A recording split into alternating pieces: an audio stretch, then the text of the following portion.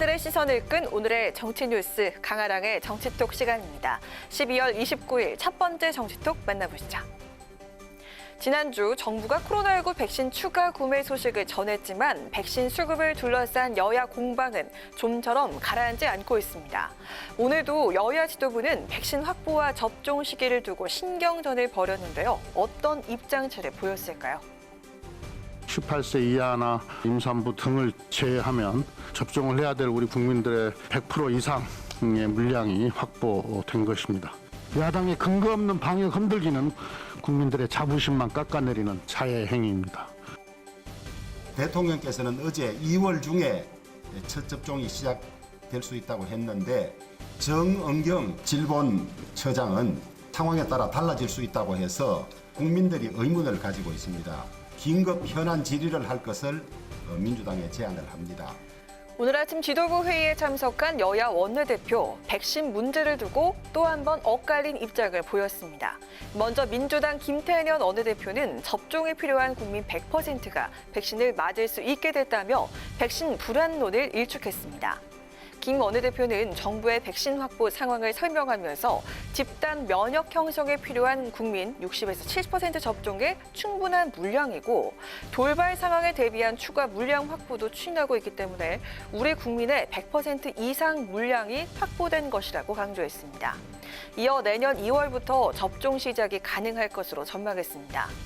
반면 국민의힘 주호영 원내대표는 정부의 무능과 대응 잘못으로 백신 수급이 너무 늦어져서 우려를 표시한 것이라고 밝혔는데요.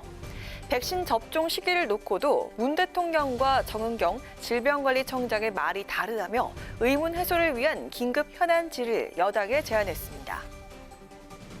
백신을 둘러싼 정치권 공방이 계속되는 가운데 청와대는 오늘 글로벌 제약사인 모더나사와 코로나19 백신 2천만 명분을 추가로 확보했다고 발표했습니다. 연내 계약이 이뤄질 경우에는 총 5,600만 명분의 백신을 확보하게 되는 건데요.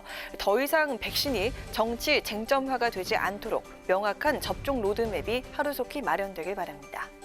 이어서 오늘의 두 번째 정치톡입니다. 내년 재보궐선거를 앞두고 야권에서는 벌써부터 후보 단일화 문제가 화두로 떠오르고 있습니다. 국민의당 안철수 대표가 서울시장 출마를 선언하고 국민의힘에 단일화를 제안하면서부터인데요.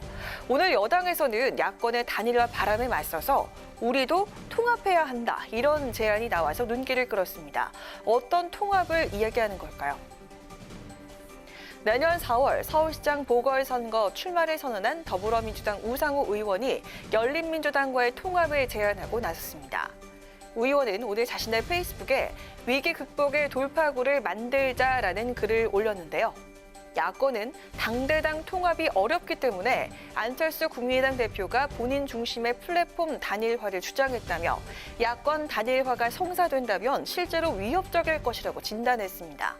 이어 여권도 이에 맞서 당대당 통합을 추진해야 한다며 열린민주당과의 통합을 제안했는데요. 우 의원은 민주당과 열린민주당이 통합한다면 단순 지지도 상승뿐 아니라 지지자 통합의 시너지가 일어나게 될 것이라며 위기 돌파의 계기로 만들 수 있다고 주장했습니다. 또 바로 지금이 논의를 시작할 적기라며 문 대통령을 지키기 위해 지난날의 앙금은 잊고 크게 하나가 돼야 한다고 거듭 촉구했습니다. 현재 열린민주당에서는 김진애 의원이 서울시장 출마를 선언한 상황인데요. 우 의원은 김 의원이 출마를 선언한 지난 27일에도 우리는 결국 하나가 돼야 할 것이라며 단일화 필요성을 언급한 바 있습니다. 지난 총선 과정에서 이른바 친문 적자 논쟁을 벌였던 민주당과 열린민주당. 당시 총선을 지휘했던 민주당 이해찬 전 대표는 열린민주당과의 통합에 선을 그었지만 이낙연 대표는 당대표 선거 과정에서 통합 필요성을 거론하면서 관계 개선 가능성을 시사했습니다. 재보선이라는 중요한 과제를 앞두고 양당은 과연 통합할 수 있을까요? 지금까지 강아랑의 정치톡이었습니다.